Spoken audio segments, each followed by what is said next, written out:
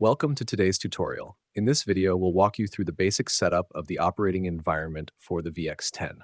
Before diving into the setup steps, let's first look at the overall connection architecture.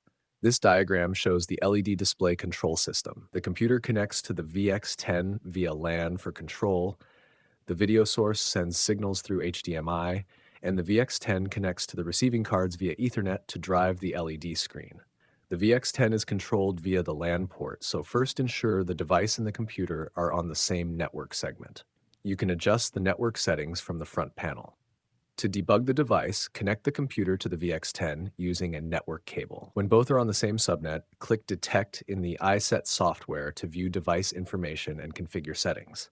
After a successful connection, the device IP can also be set through the programming interface in iSet. The VX10 uses the iSet software for parameter delivery, connection configuration, and signal source setup. These functions are also available on the web interface. The LE Upgrade software is used to update receiver card firmware via the VX10.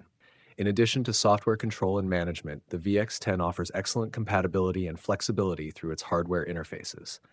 It features multiple video input interfaces, including HDMI 2.0, HDMI 1.4, 3G SDI, and DVI, providing diverse options for video sources. It also includes a Genlock interface for receiving synchronization signals, as well as HDMI 1.4, 3G SDI, DVI, and Genlock loopout interfaces for signal multiplexing. The VX10 supports a maximum output capacity of 6.55 million pixels, with 10 gigabit Ethernet outputs or two 10G optical fiber outputs, one primary, one backup. As mentioned earlier, the VX10 can be controlled via the LAN port.